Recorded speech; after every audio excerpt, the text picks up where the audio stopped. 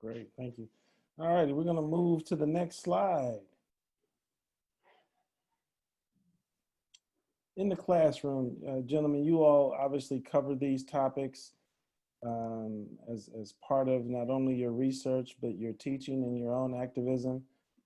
Give us a couple of key points that teachers and students should know from this conversation before we get into the wrap up. Let's start thinking about some broader themes that ought to be discussed in the classroom, if you don't mind.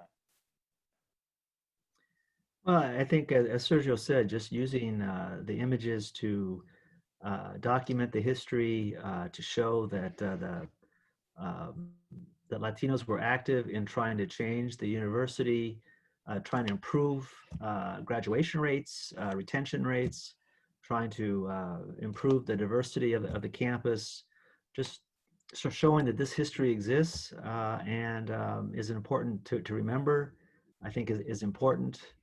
Um, and you know that social progress can happen, but it takes a lot of sometimes it takes a lot of protests and activism.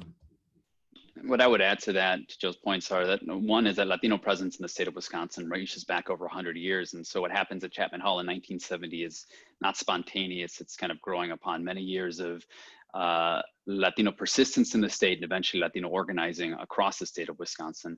And the second thing to remember is that a lot of the issues that we're facing today, as Joe said, have precedent. And it's important not only for historians and students of history, but activists as well who are interested in developing strategy to look at the ways in which activists in the 1960s and 70s were successful and perhaps in the ways they failed to meet kind of their objectives. You know, as part of teaching and researching African American struggles for equality, the framing that we often find ourselves using is this long Black freedom struggle that has many points of ebbs and flows, key points where we see some reform, periods of retrenchment and backlash. Do you provide a similar kind of long narrative or long sets of narratives regarding Latino activism? And if so, how do you connect those? I think one sort of interesting narrative for the Latino community is the racial identity. This, you know, a mixed race identity versus a white identity. At various times in history, Latino history, there's been a debate about how to identify this population. And initially, you know, in the 30s, and there was what some people call the GI generation. Middle class Latinos, Mexicans primarily, who identified themselves as white, trying to avoid segregation and the anti-Black prejudice in this country. And by this time in the 60s, younger people are identifying themselves as mixed or as non-white. So that's kind of a sort of a generational theme that has a long historical roots anyway in the Latino community. Yeah, and one thing I would add to that is if we're looking at really like deep connections between the Black civil rights movement and these different brown civil rights movements, is the importance of labor and of work to both of these movements. I mean, of course, to remember that the March on Washington, which is kind of the touchstone moment in the Black civil rights movement, is the March on Washington for Jobs and Freedom. And in many ways, the organizing that's happening within brown communities, whether it be Mexican American, Mexican, or Puerto Rican or otherwise, are developed around questions of workplace rights, right? So we think about Cesar Chavez and the United Farm Workers in California, which is one of the most important movements within the Chicano movement, but it is fundamentally a labor rights movement. And the same can be said about a lot of the movements that develop in Milwaukee and across Wisconsin, and that it's people coming together, organizing for their rights of the workplace and their right for dignity as workers.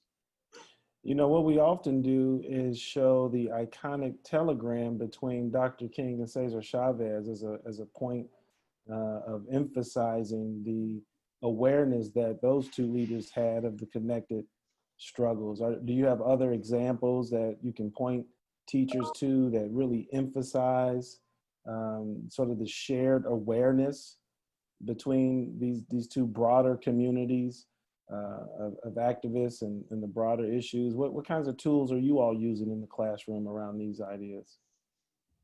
Well, I think a lot of these campus protests are a good example of this. I think of 1968 San Francisco State, where various groups came together to demand an ethnic studies program. Uh, but as Sergio said, labor movements in general, I think, have involved, diverse populations.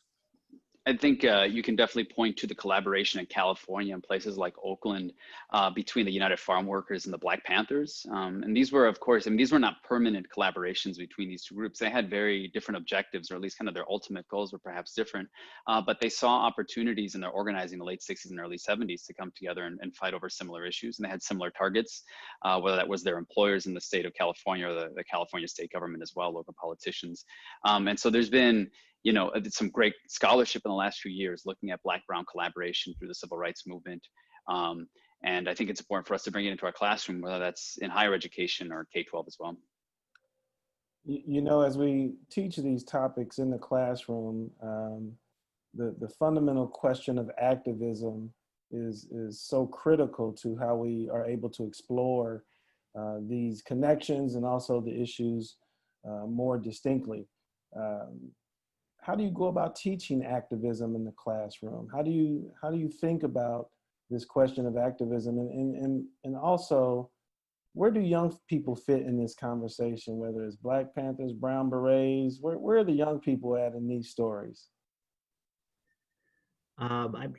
Sometimes your students bring these issues to you. I had a couple of students in my Latino history course who went out and changed South 16th Street to Cesar Chavez Drive, and they sort of bring these issues to you. I mean, they're involved in all kinds of issues themselves. They're DACA students. They're some of them are involved in Voces de la Frontera. We have the Latino Student Union at UW Milwaukee that brings issues to us. So sometimes you really don't have a choice, of how to talk about these kinds of issues. Right. Yeah, Joe's right. I mean, I teach a Latinx civil rights movement class at Marquette, and the students are the ones who are most primed to have these conversations. I think one way we do this to look at different protest movements is to look at the demands that different movements might have, right? Every single movement that develops in United States history has some sort of manifesto, a list of demands that they're making, either of the state, of their employers, of different institutions. And so, stretching back to the Declaration of Independence as a list of demands and kind of making connections here to look at how all of these protest movements are valid, that they're all trying to make a point, oftentimes related to the question of how communities find belonging in the place that they live and how they feel like they have some sort of place in the decision-making process over their own lives. And when those students, go ahead, Adam. This is a sort of a stock question that I've been thinking about a lot. And Rob's heard me make this point a number of times. I grew up not interested in history, and I went to great public schools in Milwaukee because I felt like the history that was offered was really disconnected. I mean, I remember learning about Ayers Rock at Morris Middle School, but not learning about the surrounding neighborhood. Like we were learning, I did a unit on Australia, but not on like the A.O. Smith or whatever. And I think it's really encouraging to hear that you guys are part of a legacy of building spaces where students have efficacy to ask for what they want to learn, and that you guys have expertise in those spaces. But this is a question that haunts me, and the question of why we don't teach these. I know that's like a very basic question, or probably too big of a question, because I know neither of you are work in central office and have a role in the curricula, but why do you think these stories aren't taught? Because like when I learned them, when I saw these images for the first time, I didn't know this until, 5 years ago or something like that. And there's such great stories. I mean, like jumping out of my socks to learn these kinds of stories. Why is it that we've systematically failed to teach these to generations of students in Milwaukee? Or too big of a question, but what do you think? Well, I mean, one obvious reason is because the textbooks for a long time didn't include these stories. And so if you were a high school teacher and you went with an American history textbook, you might have some on African Americans and maybe a little bit on Native Americans, but the Latino story was very small. Maybe Cesar Chavez would be included, but that would be about it. So the stories that were presented to teachers in textbooks was pretty narrow, so I think that's part of the reason why it's not taught as much as it could be. Yeah, and Adam, that's a good question. I'm really sensitive to it. I used to be a middle school teacher before going back to graduate school. And I mean, there's so many different things pulling teachers in these directions, right? I mean, one is just a matter of time and prioritizing the things that you can teach in a classroom. But I think you're exactly right that it's incumbent upon teachers, educators at any level, whether that's elementary school all the way to postgraduate work, thinking about the way in which you can bring in the voices of the people that you're educating in your classroom, but then also exposing students to different perspectives that they might not see in their everyday lives. And so it's a lot of work. I think some of the work has to be done by people like Joe and I.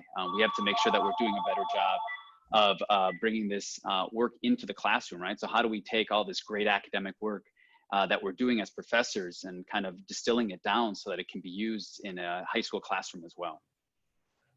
Yeah, one of the last things Rob and I got to do before the pandemic was spend some time with MHSA students as well as South Division students. And the teachers really wanted this stuff. But like you said, for them, a lot of times, you know, they have an 80-hour work week as it is. So to bring in folks like us. So maybe if you guys came to the wrong Zoom, what Rob and I are going to do is force you guys into getting into schools in this coming year and spending more time that you don't have, but doing Amen. work that's really important. Brian.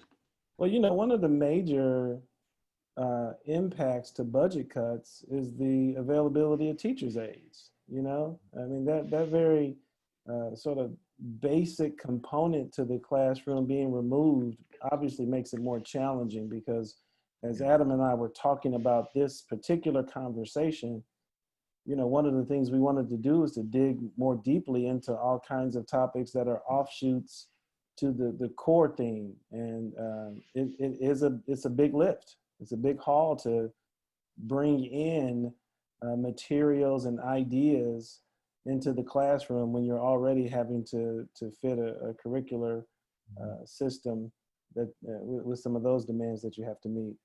And Rob, just I'm looking at some of the comments here. I see Tanya's point about labor history, right? And Wisconsin is particular in that we actually have statute that says that labor history has to be taught in K-12 education in the state of Wisconsin.